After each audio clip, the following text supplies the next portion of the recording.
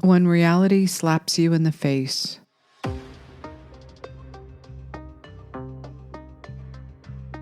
Will Smith slapping Chris Rock on live television was probably the most truthful 10 minutes anyone in Hollywood or watching at home had seen in 5 years. It was ugly, it was violent, it was disturbing, it was unforgettable. And it was the truth. A real thing happened that couldn't be scripted. You know who's got the hardest job tonight? Javier Bardem and his wife are both nominated. Now, if she loses, he can't win. He is praying that Will Smith wins. Like, please, Lord. Jada, I love you. G.I. Jane 2, can't wait to see it. All right?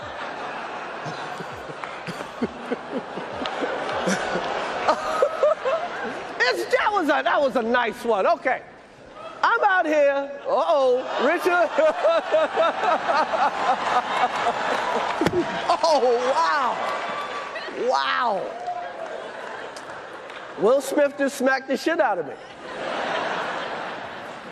Keep my wife's name out your fucking mouth. Wow, dude. Yes. It was a G.I. Jane joke. Keep my wife's name out your fucking mouth. I'm going to, okay? Okay.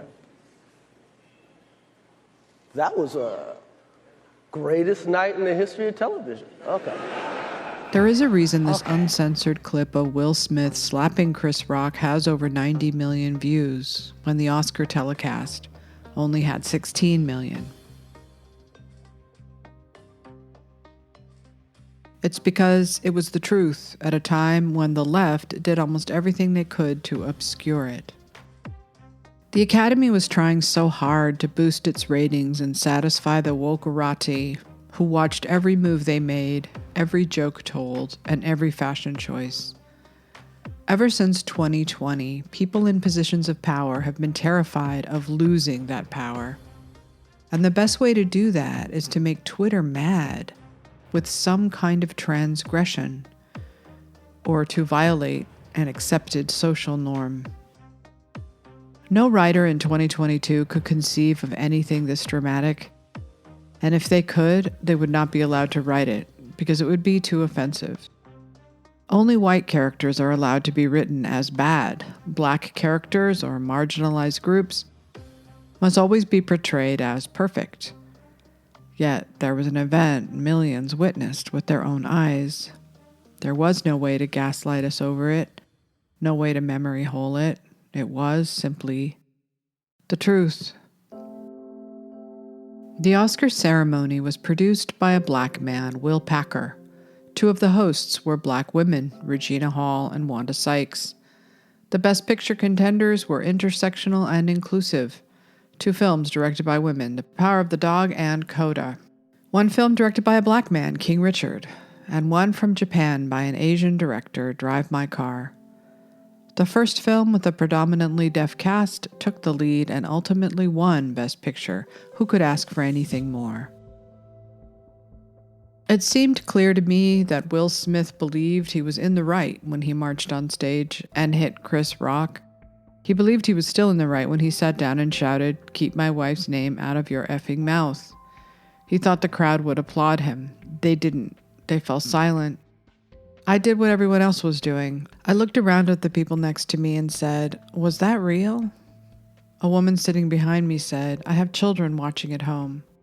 No one really knew what to do after that. You could feel the tension in the room that was filled with well-meaning, mostly white liberals who were in shock at what just happened. But thanks to Chris Rock pulling it together and announcing the next award, the show could go on. His face said it all. He quickly regrouped, having had a lifetime of dealing with bullies and having to hide his pain lest he be bullied even more, and gave out the prize for documentary feature to Questlove's The Summer of Soul, or When the Revolution Could Not Be Televised. Like everyone else there, I was in shock, but I didn't know it. I was just waiting for the endless ceremony to finally end. Everything that came after the slap was a blur. You might not know it if you are part of the industry, but if you macro out, you will see their social justice voting choices everywhere. People in the future will look back on these awards and see nothing but woked-out Oscar winners. Jessica Chastain won for playing Tammy Faye, who was sympathetic to AIDS patients, LGBTQIA. Jane Campion won for Best Director, a woman, and an LGBTQIA-themed film, and Best Picture to the first film with a predominantly deaf cast. Best Supporting Actress was the first Afro-Latina openly queer, Ariana DeBose. Supporting Actor was Troy Kotsur, the first deaf male actor to win. CODA's director won Adapted Screenplay, with the only white male to win a major award, Kenneth Branagh, winning Original Screenplay for the film that should have won Best Picture, Belfast.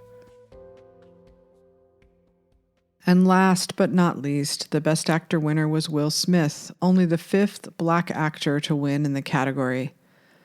As they did their good Puritan parade of deserved winners and waited for their pats on the back to show that real change had occurred, reality crashed through their glass bubble, leaving a mess that would need cleaning up. Hollywood and the Oscars have built for themselves a house of cards that denies reality at every turn to sell a preferred version of it. By the time the Oscars were over, we all just hurried out of the theater as fast as we could. I'm never invited to the governor's awards afterwards, so I just found the garage. The valet asked me, "How was the show?" "Well," I said. And he bowed his head. "Yeah, I heard about Will Smith." He did not look sympathetic, though. He looked annoyed. Many people would take Smith's side after that night. He was probably one of them. I drank some bourbon when I got home and went to sleep. It wouldn't be until the next day that my friend called me that I realized how shaken up I was by the event. You just don't see that kind of thing at the Oscars. When my friend asked me about it, I could not help but burst into tears, and as I did this, I could hear Twitter scolding me for being a white woman centering myself. Shock is shock, though. You can't police it out of your nervous system. It doesn't really matter how hard people try to make things true that aren't true. Sooner or later, truth bubbles to the surface. The idea that words are harm and no joke can offend a marginalized group is just one of the many bizarre Orwellian delusions we're all forced to accept now.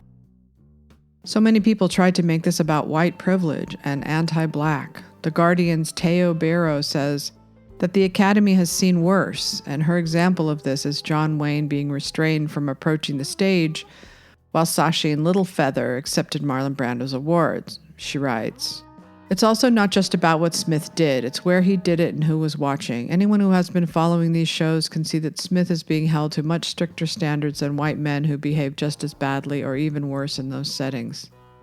In 1973, John Wayne had to be restrained by 6 security guards when he tried to rush the stage and attack Native American actor and activist Sasha and Littlefeather.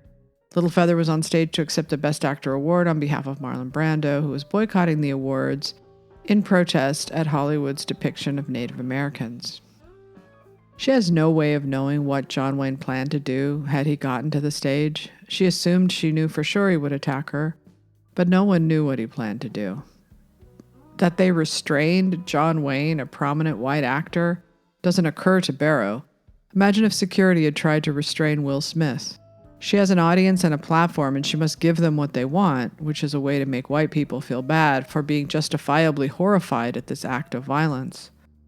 The new cult-like movement that has infected the ruling class in this country is about denying what is real, what you know, what you can see with your own eyes, and replacing it with dogma.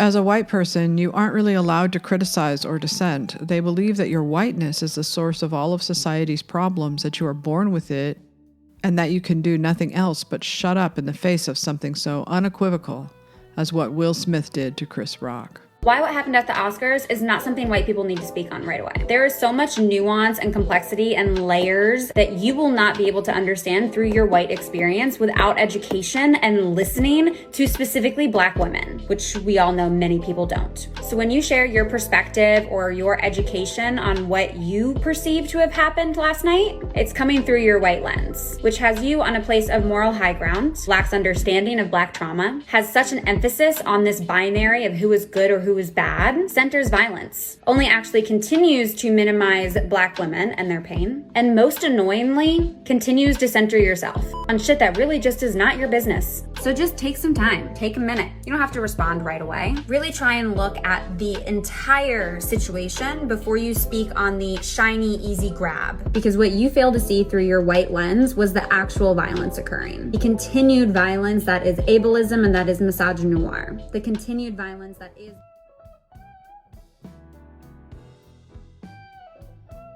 Watching my white liberal friends shrink back and say nothing because they do not believe it is their place is disgusting to me. It is an illustration of why people don't stand up to bullies. It took Jim Carrey to say what needed to be said. I was sickened. I was sickened by the standing ovation.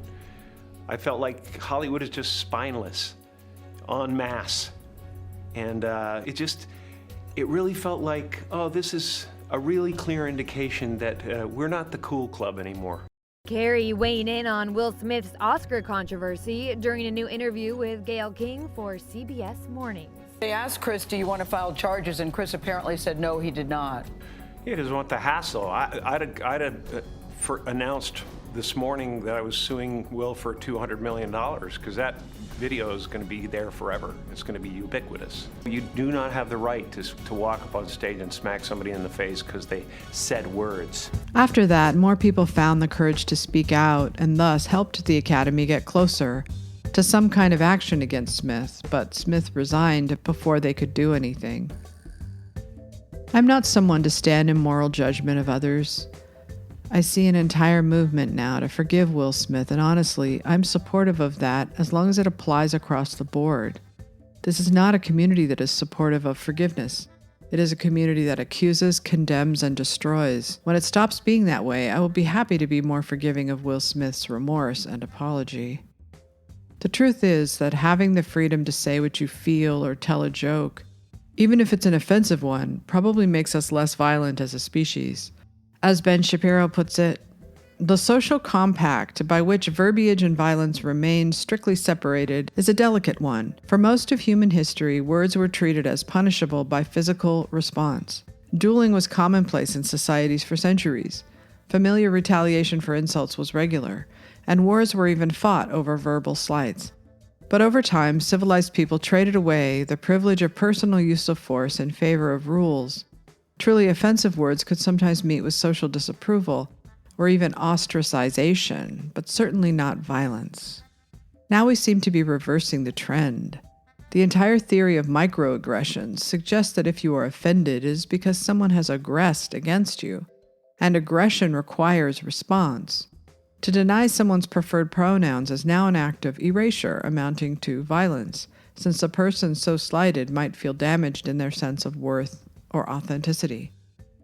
Once we reconnect the severed link between words and violence, civilization will begin to break down. Will Smith went into the Dolby Theater on March 27 thinking it was the night of his life. His family was with him, including his wife Jada, whose battle with alopecia had motivated her, as with all things Will and Jada, to live it out loud and proud by shaving her head. She would not wear a wig. She would not hide that she was struggling with that because that isn't how Will and Jada live. Whatever it is that causes them pain, they wish it away with empowerment. Jada brags about her grandmother introducing her to masturbation at 9 and why that was so great. Will brags about how okay he is with Jada's many lovers. In that sort of mindset, how does anyone have a clear sense of right and wrong if nothing is ever wrong because everything is always right? Their self-help claptrap sounded good for a long time. In one night, though, it all came tumbling down like a house of cards, all of it. Will and Jada live, love, laugh out loud. They distort every painful thing into an easily forgiven non-mistake. And when you have no moral line, it is much easier to wade into dangerous waters without realizing it. Every boundary was crossed openly and on television or video. They seemed compelled to just leave nothing private because they had all the answers. They were the enlightened ones. They have it all figured out. So when a joke is made about Jada, the all-knowing, all-seeing, wise love goddess, that was like disrespecting Lord Jesus himself, and that is why Will Smith probably believed the crowd would be with him. His wife seemed to be, and she is all-knowing and all-seeing. She cursed at me in front of 20 people at this party. She's like, Will, would you shut the up? Ooh.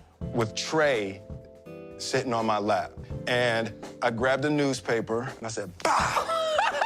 Can I talk to you in the other room, please? And I was like, Right. did this joker just hit me on my head with a newspaper?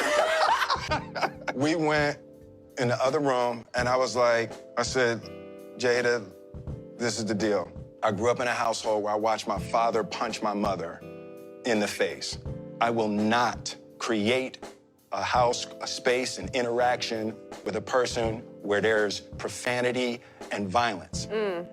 If you have to talk to me like that, we can't be together. Wow. We're not going to use any profanity in our interactions. We're not going to raise our voice. We're not going to be violent. I can't do it. Yeah. She was like, well, you're not going to be hitting me in my head. I said, get out. She was like, wait, so you would break up with me over some words?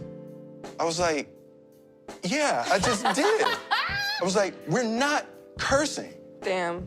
And her eyes welled up with tears. And she was like, okay, we didn't use any profanity in any We never argument. raised our We never raised our voice. voices. We took communication courses, Yeah. all of that. That's beautiful. And we never had violence. Never raised your voice? We didn't raise our voices. Back on the planet Earth, though, Chris Rock had no way of knowing whether she had alopecia or not. Assuming he follows every utterance at the red table is wishful thinking. I had no idea she struggled with the condition until after I had made a joke on Twitter about her bald head. I thought it was a fashion choice because she looks great bald, and not everyone does. Hi, I'm a comedian, but I also know that making fun of people's bald wives is no laughing matter. A lot of people are of the mind that nothing should be off limits in comedy, but I'm of the mind that one thing should be off limits, and that's making fun of people's bald wives. When your bald wife's thinking about attending a show, she shouldn't have to be worried about whether it's one of those comedians who's going to make fun of bald wives. Hollywood award shows are a place for celebrating heroes and not a place to make bald wife jokes at the expense of Will Smith's bald wife. You know, it's one thing if your bald wife wants to make bald wife jokes at her own expense, but it's not the comedian's place to decide whether this is a time for those bald wife jokes. When Michael Richards hit the stage at the Laugh Factory, he said some of the worst slurs imaginable, except for making fun of bald wives. Because even Michael Richards knew that bald wife jokes are a line that should not be crossed. If you see a comedian making a bald wife joke at a show, it's up to us to hold that comedian accountable and say, hey, bald wife jokes are not okay. Comedy has rules, like the rule of 3 things that are not allowed: sexism, racism, and bald wife jokes, in that order. In the odd case, after a comedian finishes his or her medical assessment of the audience and finds out that one of the bald wives in the crowd was a bald wife as a result of a fashion statement and not a medical situation, even then I would handle that bald wife joke with extreme caution. If you want to make fun of the fact that someone's bald wife is having sex with his son's friends, then be my guest. But if you want to bring his bald wife's hairdo into the equation, you no longer have my stamp of approval. And despite the fact that edgelords like Chris Rock think that bald wife jokes should be okay, I hope that we can move forward to a bald wife joke-free society where comedians come together in unison to say, no, I will not make bald wife jokes. And bald wife jokes are never okay.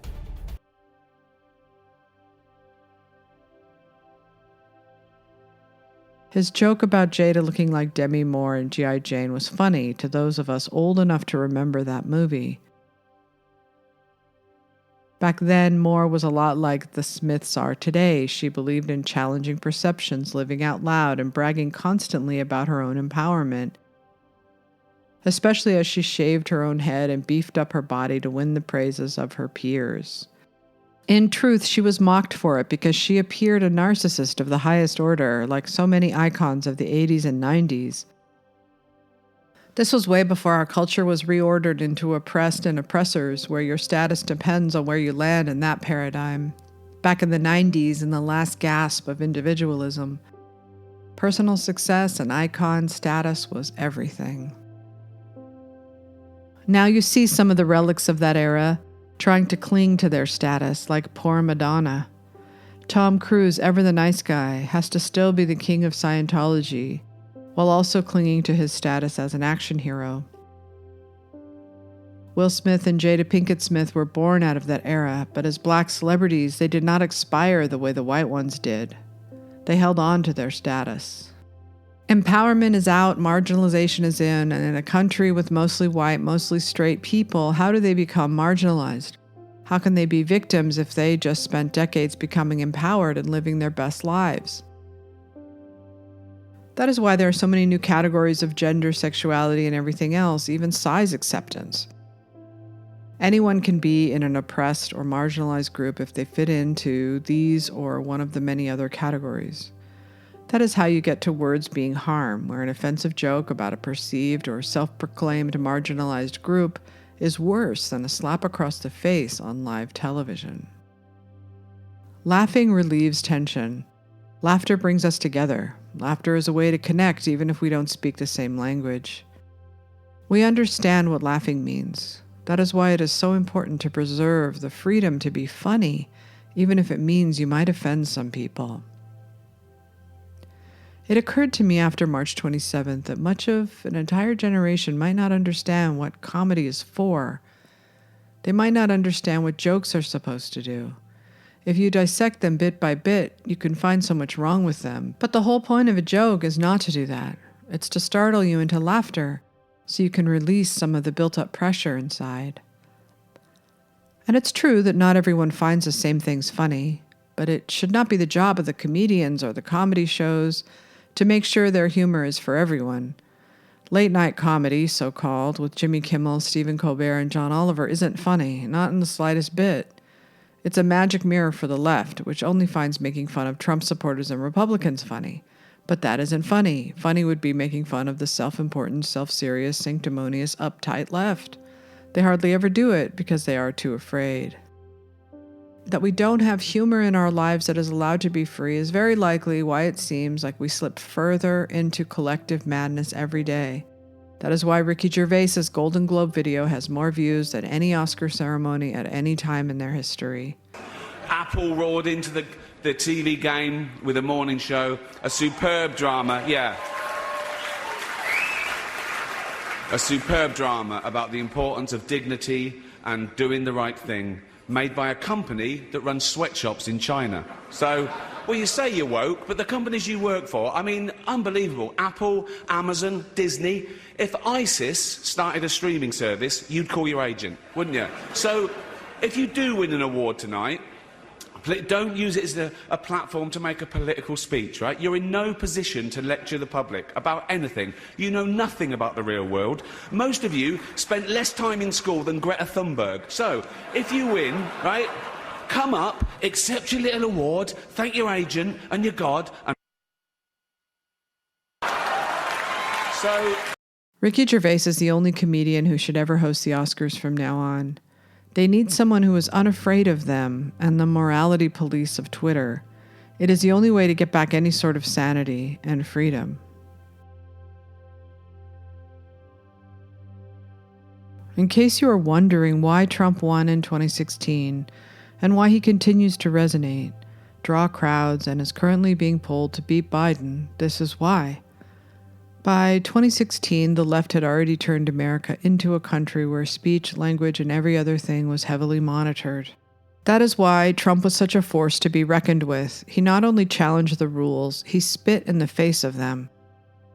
There is power in that, but there is even more power right now than there ever has been because we have become disconnected from the truth on the left. It has simply been nonstop gaslighting by the media to force people to believe what they want to be true. The Democrats are trapped under the thumb of Twitter. Many of them are simply resigning rather than face election season where they're about to get steamrolled. The majority in this country can't stand what's happening to it at the hands of the left. Even if, when you bring this up, they will start melting down over democracy itself on January 6th. As usual, they are digging in the wrong place and can't see what's about to happen to them. It begins and ends with how a culture polices humor. Imagine any cult. Think about what kinds of jokes would be allowed. Now think about Putin or Xi, or Stalin or Hitler, and imagine what kind of jokes would be allowed under their reign. Now you see why it has become so dangerous for our country, a country that went through a bloody revolution for the right to tell offensive jokes. I don't like words that hide the truth. I don't like words that conceal reality. I don't like euphemisms or euphemistic language. And American English is loaded with euphemisms because Americans have a lot of trouble dealing with reality. Americans have trouble facing the truth. So they invent a kind of a soft language to protect themselves from it. And it gets worse with every generation. For some reason, it just keeps getting worse. I'll give you an example of that. There's a condition in combat Most people know about it. It's when a fighting person's nervous system has been stressed to its absolute peak and maximum, can't take any more input. The nervous system has either snapped or is about to snap. In the First World War, that condition was called shell shock. Simple, honest, direct language. 2 syllables. Shell shock. Almost sounds like the guns themselves. That was 70 years ago. Then a whole generation went by, and the Second World War came along, and the very same combat condition was called battle fatigue. 4 syllables now. Takes a little longer to say. Doesn't seem to hurt as much. Fatigue is a nicer word than shock. Shell shock. Battle fatigue. Then we had the war in Korea, 1950. Madison Avenue was riding high by that time, and the very same combat condition was called operational exhaustion. Hey, we're up to 8 syllables now. And the humanity has been squeezed completely out of the phrase. It's totally sterile now. Operational exhaustion. Sounds like something that might happen to your car. Then, of course, came the war in Vietnam, which has only been over for about 16 or 17 years. And thanks to the lies and deceit surrounding that war, I guess it's no surprise that the very same condition was called post-traumatic stress disorder. Still 8 syllables, but we've added a hyphen. And the pain is completely buried under jargon. Post-traumatic stress disorder. I'll bet you if we'd have still been calling it shell shock, some of those Vietnam veterans might have gotten the attention they needed at the time. I'll bet you that. Words are harm, words are violence, silence is violence, criticizing the government, questioning the vaccine or masks, refusing to use the right pronouns, are all the ways the left is sabotaging itself by thinking this country is ready to become Tumblr circa 2013. No society can survive if jokes are so bad they inspire one man to walk up to another man and slap him across the face. We have to get back to a place where we can survive an offensive or insulting joke. We have to allow parents to talk openly about what worries them in their children's classrooms. We have to be able to debate things without fear of being destroyed or fired. We have to fight back against big tech oligarchs policing the citizenry, no matter what it takes. We have to find a way back to the truth. And the best way to do that is to let comedians, writers, artists, and journalists out of their cages and let freedom ring. Otherwise, this country is going to fall into a kind of Orwellian nightmare that will destroy it. We might be living through the end of the era of great movies and the Oscars. We might be seeing the end of great books. All of them will bear the mark of their time, showing a creative class that was so afraid of criticism they stopped telling good stories, and people stopped watching them. When the Hays Code was implemented in the 1930s, it cleaned up Hollywood movies for 2 decades. The films made back then were covered with a veneer of phoniness. Anyone watching them today will think, why are they all acting and talking like that? Why do they never show toilets or pregnant women? That's because it was the last time we lived through an era like this one. And just like those movies are easily recognizable for their time, so too will everything produced now, and for the foreseeable future, be easy to recognize as the woke era. It took 20 years for Hollywood to break away from the Hays Code and tell more naturalistic stories. I imagine we're about halfway there now. Until then, comedians and writers will have to find subversive ways of getting their messages out, like Stanley Kubrick did in Lolita or Hitchcock did in Psycho. I would like to think the slap at the Oscars was a hinge moment, but I think it's more likely it's just the beginning of what is going to be a very dark time in our history. Like all of us on Oscar night, however, we don't have much choice but to make it through another day.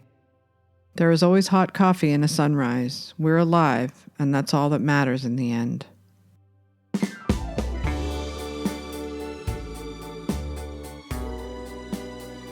Thanks for listening to my Substack, sashastone.substack.com.